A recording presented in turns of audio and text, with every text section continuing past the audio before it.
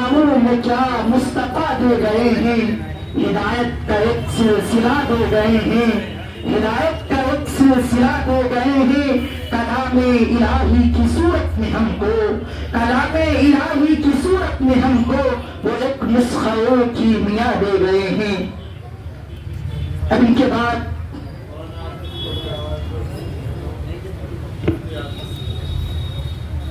میں بہت ہی بصد احترام بصد خلوص میں دعوت دیتا ہوں حضرت مولانا مفتی عاطف صاحب دامت برکاتہم کو کہ وہ اسٹیج پر تشریف لے آئے۔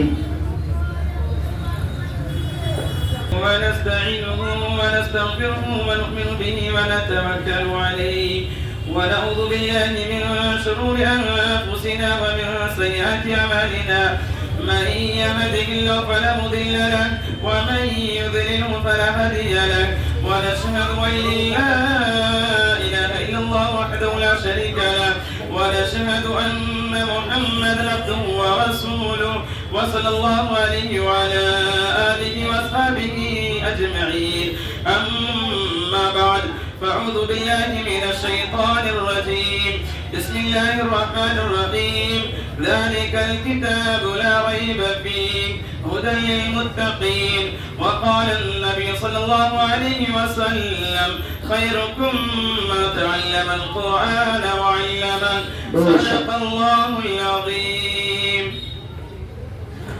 اتنا تو کرم کرنا اے چشم کریمانا اتنا تو کرم کرنا اے چشم کریمانا جب جان لبوں پر ہو جب جان لبوں پر ہو تم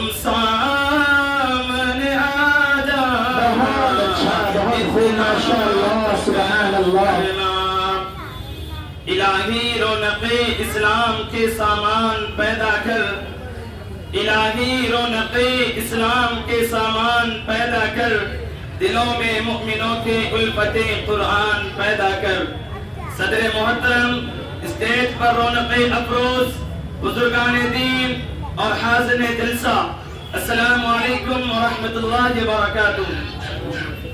آج کی اس محفل میں اور آج کی اس مبارک اجلاس میں میرا موضوع سخن دنیا کی سب سے پاکیزہ اور مقدس کتاب قرآن پاک ہے۔ ہمیں چڑھتے سورج کی طرح یقین ہے کہ اس کا ایک ایک حرف سچا اور صادق ہے۔ وہ قرآن پاک جس کی زبان مقدس، بیان مقدس اور جو فصاحت و بلاغت کا ڈھانٹے مارتا سمندر ہے، جس کے متعلق ارشاد ربانی ہے۔ قرآن وہ کتاب ہے جس کے صادق اور برحق ہونے میں کوئی شک و شبہ نہیں، اور جس کے بارے میں محسن انسانیت حضور پاک سرکار دو عالم صلی اللہ علیہ وسلم نے ارشاد فرمایا تم سب میں سے بہتر وہ شخص ہے، تم سب میں سے بہتر وہ شخص ہے جو قرآن پاک کو سیکھے اور دوسروں کو سکھائے۔ دعا کیجئے خداوند قدوس ہم سب کو قرآن پاک کے دولت سے مالا مال فرمائے۔ میرے محترم، قرآن پاک رب ذوالجلال کی طرف سے وعدہ کردہ حسین تحفہ ہے، جس نے 23 برس کی قلیل مدت میں پورے عالم میں وہ انقلاب برپا کر دیا کہ بڑے سے بڑے فصحاء، بلغاء، ادباء اور شعراء حیران و ششدر رہ گئے، جس کی آیتوں کو سن کر پتھر دل موم ہو گئے۔ یہ وہ قرآن ہے جو رہتی دنیا تک کے انسانوں کے لیے سراپا ہدایت و رحمت ہے۔ یہ وہ قرآن ہے جس نے رسول کی رسالت کو اعزاز بخشا۔ یہی وہ قرآن ہے جس کی برکت سے جنت و شیاطین کا آسمانوں پر جانا بند ہوا۔ یہی وہ قرآن ہے جس کی برکت سے عزت و رفعت کے شامیانہ گڑ گئے۔ یہی وہ قرآن ہے جس کی بدولت محبوب حقیقی کی رضا نصیب ہوتی ہے۔ یہی وہ قرآن ہے جو سچائی اور امانت داری کا درس دیتا ہے۔ یہ وہ قرآن ہے جس کی بدولت حضرت عمر فاروق رضی اللہ تعالیٰ عنہ کو ایمان نصیب ہوا۔ یہی وہ قرآن ہے جس کا نظیر پیش کرنے سے ساری دنیا عاجز و قاصر رہی. یہی وہ قرآن ہے جس کا مثل پیش کرنے سے عرب کے فصیح و بلیغ زبان دانی کا دعویٰ کرنے والوں نے گھٹنے ٹیک دیے. میرے محترم یہی وہ قرآن ہے جس نے ضلالت و گمراہی کی دلدل میں پھنسی ہوئی انسانیت کو رشد و ہدایت کا پیغام سناتا ہے. یہی وہ قرآن ہے جس کی حفاظت کا وعدہ خود خالق کائنات نے فرمایا اِنَّا نَحْنُ نَزَّلْنَا الذِّكْرَ وَإِنَّا لَهُ لَحَافِظُونَ. ہمیں نے اس قرآن کو اتارا ہے اور ہم ہی اس کی حفاظت کریں گے. میرے محترم قرآن اترنے سے پہلے 3 کتابیں اور بھی آئی لیکن اللہ تبارک و تعالیٰ نے ان کے بارے میں یہ نہیں کہا کہ میں اس کی حفاظت کروں گا. یہ قرآن رب کائنات کا مقدس اور عظیم کلام ہے جس کے بارے میں اللہ تبارک و تعالیٰ نے خود ارشاد فرمایا اِنَّا نَحْنُ نَزَّلْنَا الذِّكْرَ وَإِنَّا لَهُ لَحَافِظُونَ. ہم اس کی حفاظت کریں گے. میرے محترم آج کے اس نازک دور میں حفظ کلام پاک کو فضول سمجھا جاتا ہے. اس کے الفاظ رٹنے کو حماقت بتلایا جاتا ہے اور کہا جاتا ہے کہ اس کا رٹنا بے سمجھے پڑھنا بے سود ہے.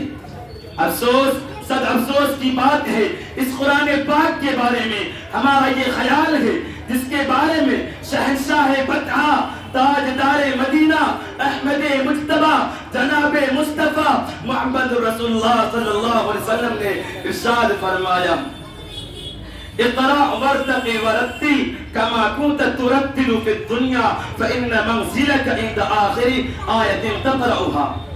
قیامت کے دن حافظ قرآن سے کہا جائے گا قرآن پڑھتا جا اور جنت کے درجوں پر چڑھتا جا اور ٹھہر ٹھہر کر پڑھا کر جیسا کہ تو دنیا کے اندر ٹھہر ٹھہر کر پڑھتا تھا بس تیرا مقام اور ٹھکانہ وہی ہے جہاں آخری آیت پر پہنچے گا. ماشاءاللہ یاد رکھو یہ قرآن دنیا کی سب سے بڑی نعمت ہے. زمین و آسمان چاند سورج ستارے کو اس نعمت کا مقابلہ نہیں کر سکتے. یہ قرآن رب کائنات کا مقدس اور عظیم کلام ہے اور کیوں نہ ہو جبکہ اس کا اتارنے والا امین جس کے ذریعے اتارا گیا وہ بھی امین جس ذات پر نازل ہوا وہ بھی امین جس مقام پر نازل ہوا وہ بھی امین اور جس مہینے میں نازل ہوا وہ تمام مہینوں سے افضل اور جس رات میں نازل ہوا وہ 1000 مہینوں سے بھی بہتر ہے. اللہ کا یہ مقدس اور پاکیزہ کلام تمام کلاموں سے افضل اور برتر ہے. حدیث پاک میں آتا ہے فضل کلام اللہ علی سائر الکلام کفضل اللہ علی خلقہ. اللہ کے کلام کو سب کلاموں پر ایسی ہی فضیلت ہے جیسا خود حق تعالی شانہ کو تمام مخلوق پر فضیلت ہے. اللہ کا دلارا خدا کا پیارا نبی کریم صلی اللہ علیہ وسلم نے ارشاد فرمایا جس نے قرآن پڑھا اور اس پر عمل کیا اس کے والدین کو کل قیامت کے دن سورج سے بھی زیادہ روشن تاج پہنایا جائے گا. غور کرنے کا مقام ہے جب والدین کو اس قدر انعام سے نوازا جائے گا تو خود پڑھنے والے کا مقام اور مرتبہ کا کیا عالم ہوگا. سبحان اللہ. قیامت کا میدان ہوگا ایسے 10 آدمی جن کے لیے جہنم واجب ہو چکی ہوگی. حافظ قرآن اپنے رب کی بارگاہ میں سفارش کرے گا پروردگار عالم اس کی سفارش قبول کرے گا اور اس حافظ قرآن کی برکت سے ان کو نجات عطا ہوگی. کیا آپ نہیں چاہتے ہیں آپ کے سروں میں تاج پہنایا جائے؟ کیا آپ نہیں چاہتے ہیں آپ کا بچہ کسی کی مغفرت کا ذریعہ بنے؟ کیا آپ نہیں چاہتے ہیں آپ کا بچہ کسی مسجد کا امام بنے؟ کیا آپ نہیں چاہتے ہیں آپ کا بچہ کسی مدارس کا مدرس بنے؟ کیا آپ نہیں چاہتے ہیں آپ کا بچہ کسی کی جنازے کی نماز پڑھائے؟ کیا آپ نہیں چاہتے ہیں آپ کا بچہ اللہ کی دین کی خدمت کرے؟ اگر آپ چاہتے ہیں تو آپ اپنے بچوں کو دینی تعلیم سے آغاز کیجیے. اپنے بچوں کو قرآن کی تعلیم سے آغاز کیجیے نا. اپنے بچوں کو دین سے محروم کیوں کر رہے ہیں؟ اپنے بچوں کو دین سے دور کیوں رکھ رہے ہیں؟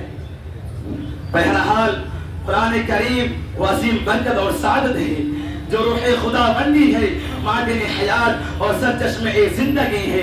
وہ عرب قوم جو پشتہا پشت سے مردہ چلی آ رہی تھی دنیا جس کو ذلیل اور حقیر جانتی تھی کوئی ان کو جہلائے عرب کا خطاب دیتا تو کوئی ان کو جاہلین مکہ کہتا. لیکن جب قرآن آیا تو جن کا نام चूल्हा अरब था, सहाबा इकराम हो गया, जिनको नफरत से याद किया जाता था उनको रज़ी अल्लाह व रज़ू अन्हु का एजाज मिला। जिस जमाने का नाम जाहिलियत था उसका नाम खैरुल कुरून हो गया। वो मुर्दा कौम जो करवट नहीं ले सकती थी ताकत व कुव्वत से ऐसी लेस हो गई कि जिसने कैसर व किस्रा का गुरूर खाक में मिला दिया, बड़ी बड़ी सल्तनतों और हुकूमतों का तख्ता उलट दिया। मेरे मोहतरम, कुरान आया तो ज़मानो मकान में जिंदगी आई, कुरान आया तो अदल व मुसावात का पैगाम आया, कुरान आया तो मजहब इस्लाम फैला, कुरान आया तो मुर्दा कौम जिंदा हुई, कुरान आया तो बातिल के लहराते झंडे टूट पड़े, कुरान आया तो कैसर किस्रा का गुरूर खाक में मिला, कुरान आया तो सारी कायनात को नूर मिला, कुरान आया तो रोशनी आई, कुरान आया तो अमन व अमान और सलामती आई, कुरान आया तो अहकाम मिले, शरीयत मिली। मेरे मोहतरम, कुरान आया तो ज़लालत व गुमराही की वादियों में भटकते हुए इंसानों को दर्द व गम मिला, कुरान आया तो मेरे दोस्तों सब कुछ मिला। मगर अफसोस आज हमने इस कुरान पाक को, दामन मुकद्दस को तर्क कर दिया, इसकी पाकीज़ा तालीमात को भुला दिया। नतीजा ये हुआ कि वो मुस्लिम कौम जिसके सर पर इज्जत और रफ़अत का ताज था, जिल्लत और रुसवाई की गार में जा गिरी। वह कौम कामयाबी जिसके आगे बढ़कर इस्तक़बाल करती थी, नाकामी उसकी मुक़द्दर बन गई। वो मुस्लिम कौम जिसकी एक आवाज़ में अफ्रीका के रहने वाले जंगल में खूनखार दरिंदों ने मैदान खाली कर दिया था, आज एक चींटी भी इसका हुक्म मानने को तैयार नहीं। वो मुस्लिम कौम जिसने कभी हुकूमत और सल्तनत का फरिज़ा अंजाम दिया था, आज गुलामाना जिंदगी बसर कर रही है। वो कौम जिसकी माज़ी रोशन और ताबनाक थी, हाल और मुस्तक़बिल इसकी तारीख है। मुसलमानों, होशियार हो जाओ और गफलत का पर्दा चाक करो, कुरान पाक से वाबस्ता हो जाओ, वरना याद रखो तारीख कभी हमें माफ नहीं करेगी। हजरात, मैं आपसे पूछना चाहता हूँ, वह कौन सी चीज थी जिसने सहाबा इकराम में ये ताकत और कुव्वत पैदा की? मेरे मोहतरम, यही कुरान पाक था जिसने एक को 1000 पर भारी कर दिया था। किसी ने सच कहा है, वादे गलबा है मोमिन के लिए कुरान में, वादे गलबा है मोमिन के लिए कुरान में, फिर जो तू गालिब नहीं कुछ कसर है ईमान में। मेरे मोहतरम, अगर हम हर मुस्तकबिल को रोशन और ताबनाक बनाना चाहते हैं तो कुरान पाक से वाबस्ता होना होगा, इससे मोहब्बत करनी होगी। और अगर हम चाहते हैं कुरान पाक इसे सीनों से लगाना होगा, और अगर हम चाहते हैं दुनिया के साथ आखिरत भी संवर जाए तो मेरे मोहतरम इसकी तालीमात पर अमल करना होगा। खुदा ना खास्ता आज हमने अपने बच्चों को तो पैसे की लालच में दीन से दूर रखा, दीन से महरूम कर दिया, और हमारी नजर उखरवी नेमतों के बजाय दुनियावी डिग्रियों पर रही। तो याद रखिए, खुदा के यहाँ जवाब देना होगा, खुदा के सामने खड़ा होना पड़ेगा। ए मुसलमानों, उस वक्त क्या जवाब दोगे? उस वक्त अपने रब के सामने क्या जवाब दोगे? इसी चंद बातों में अपनी तकरीर को एक शेर के साथ मुकम्मल करता हूँ। अल्लाह ताला से मेरी दुआ है, अल्लाह ताला मुझे भी और आप सबको और पूरे उम्मत मुस्लिमा को इस पर अमल करने की तौफीक अता फरमाए, आमीन। जुल्म ढाने से मुसलमान नहीं बदलेगा, जुल्म ढाने से मुसलमान नहीं बदलेगा, जान भी जाए तो ईमान नहीं बदलेगा, जान भी जाए तो ईमान नहीं बदलेगा। दफन हो जाएंगे आयात बदलने वाले, दफन हो जाएंगे आयात बदलने वाले, कुछ भी कर लीजिए कुरान नहीं बदलेगा, कुछ भी कर लीजिए कुरान नहीं बदलेगा। अस्सलाम वालेकुम।